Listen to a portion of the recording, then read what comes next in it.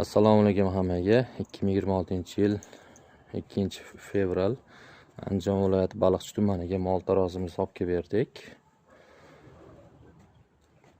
Mol tarozimiz razmeri uzunligi 2 metr, eni 1 metr, 2 yil garantiyasi bilan zapchastlar Turkiyaniga. Bu tarozimiz 2 yilgacha garantiya beriladi.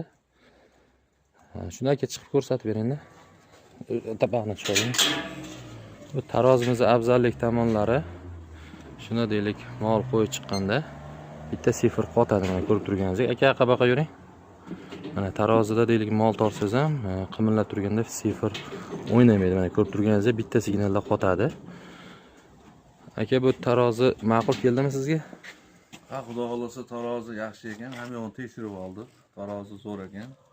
Keyin boshqalar bilan gaplashganimizda tarozilarni aytdi-yu, shu narxi arzonayotgani bilan nimasini garantiyasini 1 yil deb aytishdi.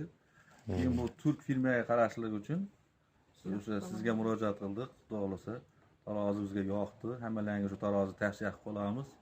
Shu aka bilan muloqotda bo'lishlaringizni hammalarga tavsiya qilamiz. Bu akamiz shu Baliqchi tumani bo'ylab mol tortish xizmatini yo'lga qo'yganlar. Siz nomeringizni aytib aka, kimgadir nima bo'lsa telefon qilishadi. Telefon nomer 93lik 061 33 77. Kimgadir shunaqa mol tarozi yasash xizmati bo'lsa, ekrandagi nomerga aloqaga chiqishlari mumkin. Agarda Baliqchi tumanida mol tortish xizmati bo'lsa, akamiz aytgan nomerlarga aloqaga chiqishlari mumkin. Bizni manzil Namangan viloyati Pop tumani. E'tiborlaringiz uchun hammaga rahmat.